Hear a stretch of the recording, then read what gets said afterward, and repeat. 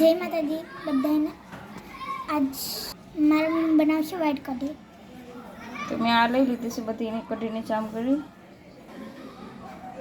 તો મેં લીધી છે 3 વાટકી ચણાનો લોટ, ખાટું દહીં, ધાણા, મરચી, તેજપત્તા, લવિંગ, લાલ મરચી, આદુ, લીમડો અને લસણ। એમાં કઢીની ચટણી બનાવી લઈશ, બધા મસાલો પીસી લઈશ ચટણી જેવો। નાખીશ થોડાક ધાણા, આદુનો ટુકડો,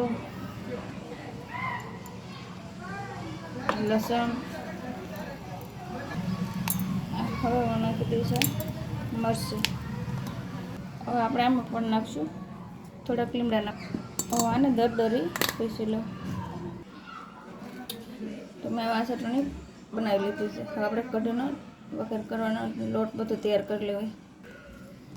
તો આમાં નાખી છે 3 ચમચી લોટ। હવે આમાં નાખી દઈશું દહીં, થોડું થોડું નાખશું આપણે। હવે આપણે નાખીશું 1 ચમચી જીરું પાવડર। હવે આપણે નાખીશું 1 ચમચી ધાણા પાવડર। હવે આપણે નાખીશું નમક। હવે આપણે એની અંદર નાખી દઈશું આપણે બનાવેલી ચટણી। હવે આપણે બધું સારી રીતે મિક્સ કરી લઈશું।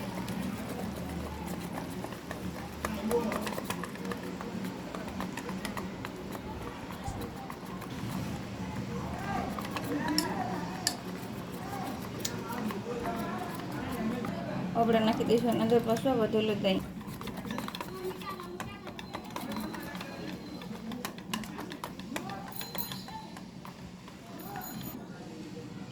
હવે આપણે આ બેટર બને તૈયાર થઈ ગયું છે કઢીનું। હવે આપણે એની અંદર પાણી નાખી દઈશું અને આપણે ફરીથી એકદમ સારી રીતે ગાંઠ ન રહે ને અંદર એવી રીતે મિક્સ કરી લઈશું।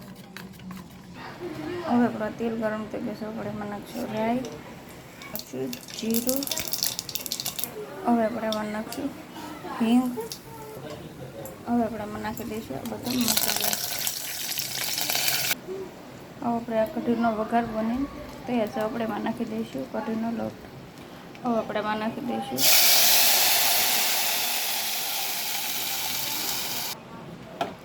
હવે આપણે આ કઢીને એક જ ધારો હલાવવા કરવાનો છે।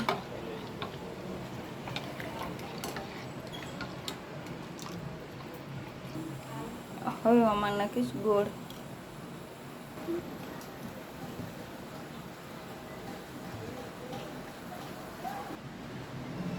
તો હવે આપણે આ કઢી બનીને તૈયાર છે। હવે આમાં નાખી દઈશ ધાણા। હવે આ વ્હાઈટ કઢી બનીને તૈયાર છે। મારું વિડીયો સબસ્ક્રાઈબ જરૂર કરજો।